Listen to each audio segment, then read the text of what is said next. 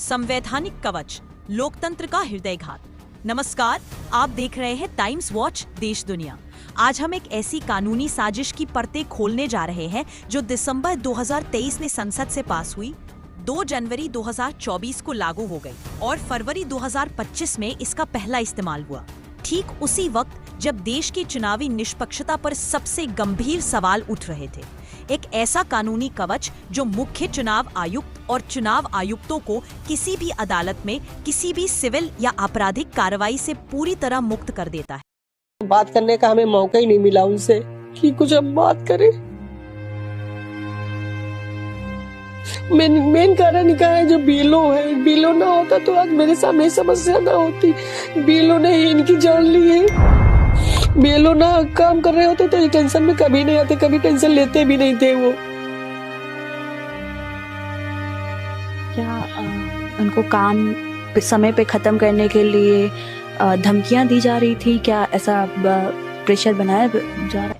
और यह कवच आया ठीक उसी समय जब देश भर में बीएलओस की मौतें हो रही हैं, जब विपक्ष ईवीएम पर सवाल उठा रहा है और जब सुप्रीम कोर्ट में यह मामला लंबित है कि चुनाव आयुक्त की नियुक्ति प्रक्रिया ही संवैधानिक है या नहीं।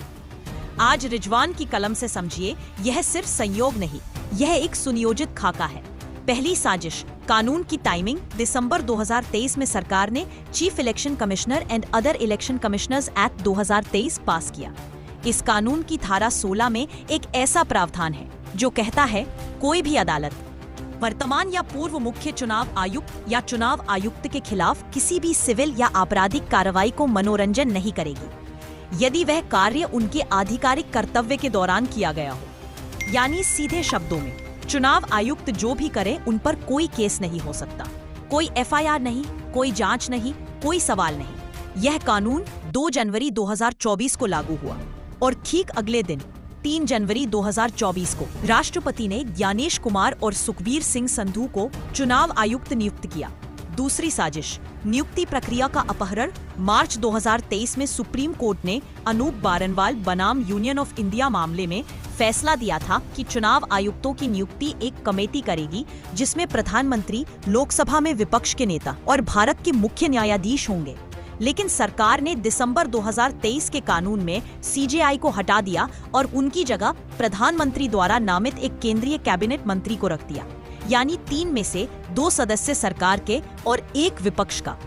फरवरी 2025 में जब ज्ञानेश कुमार को सीईसी बनाया गया तो राहुल गांधी ने उस बैठक में असहमति नोट दर्ज किया और कहा कि सुप्रीम कोर्ट में मामला चल रहा है, नियुक्ति को टाला जाए। लेकिन सरकार ने सुना नहीं और अगले ही दिन नियुक्ति नोटिफाई कर दी। कांग्रेस नेता मणिकम टैगोर ने इसे संविधान की मूल भावना का उल्लंघन बताया। तीसरी साजिश, बीएलओस की मौतों के बीच सन्नाटा। जब यह कानूनी कवच लागू हो रहा था, उसी समय देश भर में स्पेशल इंटेंसिव रिवीजन एसआईआर प्रक्रिया शुरू हुई। इस प्रक्रिया के दबाव में उत्तर प्रदेश में 4 बीएलओस की मौत, फतेहपुर में लेखपाल सुनील कुमार की आत्महत्या, गोंडा और लखनऊ में 2 बीएलओस की मौत, गुजरात में 5 बीएलओस की मौत 4 हार्ट अटैक से, खेरा, ताती, वडोदरा, मेहसाणा 1 आत्महत्या। पश्चिम बंगाल में जलपाईगुड़ी की शांति मणि ने आत्महत्या कर ली जब उनका इस्तीफा नहीं लिया गया। राजस्थान में जयपुर के मुकेश जांगिर की आत्महत्या। केरल में कन्नूर के अनीश जॉर्ज की मौत। जो रात 2 बजे तक काम कर रहे थे, शांति मणि के पति ने कहा, वह हर शाम मानसिक रूप से टूटी हुई घर लौटती थी। पूर्वा बर्धमान की नमिता हंसदा को ब्रेन स्ट्रोक आया, जिसे परिवार ने एसआईआर के तनाव से जोड़ा। पश्चिम बंगाल की मुख्यमंत्री ममता बनर्जी ने चुनाव आयोग पर सीधा हमला बोला। उत्तर प्रदेश में लेखपाल एसोसिएशन ने विरोध किया, एसआईआर का बहिष्कार किया और बिंदकी थाने में कानूनगो शिवराम के खिलाफ आत्महत्या के लिए उकसाने का मुकदमा दर्ज कराया। लेकिन चुनाव आयोग खामोश।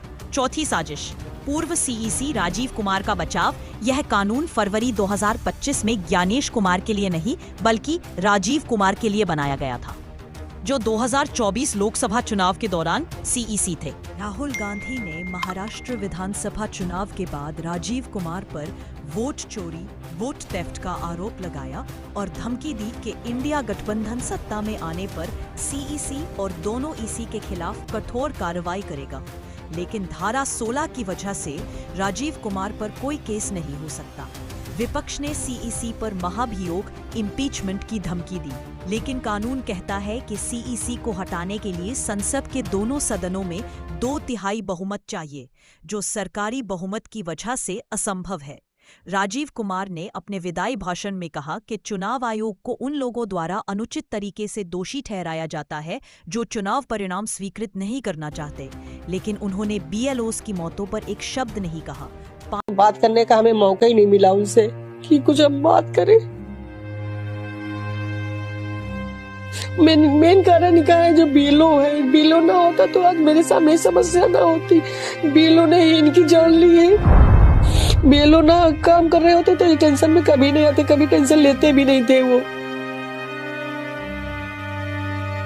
क्या उनको काम समय पे खत्म करने के लिए धमकियां दी जा रही थी? क्या ऐसा प्रेशर बनाया जा रहा था? जी हाँ, बिल्कुल बनाया जा रहा था। मेरे लड़के के पास उसमें मोबाइल में मैसेज भी है। 5वीं साजिश, सुप्रीम कोर्ट में चुनौती, लेकिन कोई राहत नहीं। 2024 में डॉक्टर जया ठाकुर और एसोसिएशन फॉर डेमोक्रेटिक रिफॉर्म्स ने सुप्रीम कोर्ट में इस कानून को चुनौती दी, यह कहते हुए कि सीजेआई को हटाना अनूप बरनवाल फैसले का उल्लंघन है। जुलाई 2025 तक मामला जस्टिस सूर्यकांत की बेंच के सामने लंबित है, लेकिन तब तक यह कानून पूरी तरह लागू है और चुनाव आयुक्तों को पूर्ण प्रतिरक्षा मिली हुई है। तो यह पूरी कहानी तथ्यों के साथ। एक कानून जो दिसंबर 2023 में पास हुआ, जनवरी 2024 में लागू हुआ, फरवरी 2025 में पहली नियुक्ति हुई, ठीक तब जब विपक्ष ने सीईसी पर आरोप लगाए। एक कानूनी कवच जिसने चुनाव आयुक्तों को न्यायिक जवाबदेही से ऊपर रख दिया। एक नियुक्ति प्रक्रिया जिसमें से सीजेआई को हटा दिया गया और सरकार को पूर्ण नियंत्रण दे दिया गया। और सबसे बड़ा सवाल, जब देश भर में 10 से ज्यादा बीएलओस की मौतें हो रही हैं, तब चुनाव आयोग मौन क्यों है? यह रिपोर्ट थी रिजवान की कलम और टाइम्स वॉच देश दुनिया की प्रस्तुति। सोचिए, समझिए और सवाल कीजिए, क्योंकि सत्ता की साजिश को उजागर करना ही असली पत्रकारिता है। अगर यह विश्लेषण आपको सच लगा तो इस वीडियो को लाइक करें, चैनल को सब्सक्राइब करें और बेल आइकन दबाकर हमारे साथ जुड़े रहें, क्योंकि सच की आवाज को दबाया नहीं जा सकता।